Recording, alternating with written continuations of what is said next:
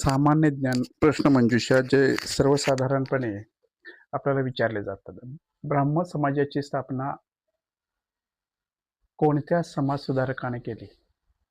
याचं उत्तर आहे राजाराम मोहन रॉय. 1848 मध्ये पत्नी सावित्रीबाई फुले यांच्याबरोबर भारतातील पहिली मुलींची शाळा कोणी सुरू केली?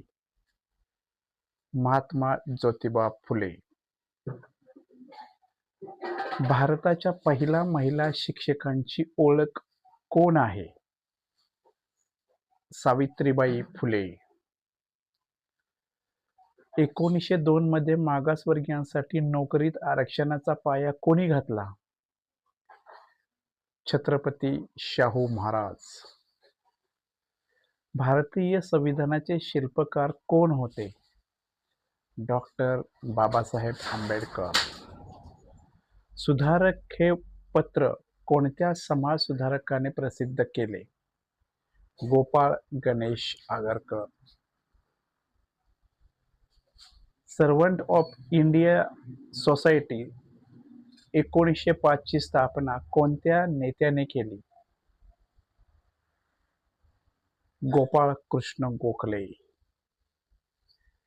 शारदा सदन म्हणजेच विधवा आणि निराधार महिलांसाठी ही संस्था कोणी स्थापन केली? खरं उत्तर आहे शारदा सदनची स्थापना केली होती पंडिता रमाबाई. रयत शिक्षण संस्था 1919 ची स्थापना कोणत्या समाज सुधारकांनी केली? कर्मवीर भाऊराव पाटील.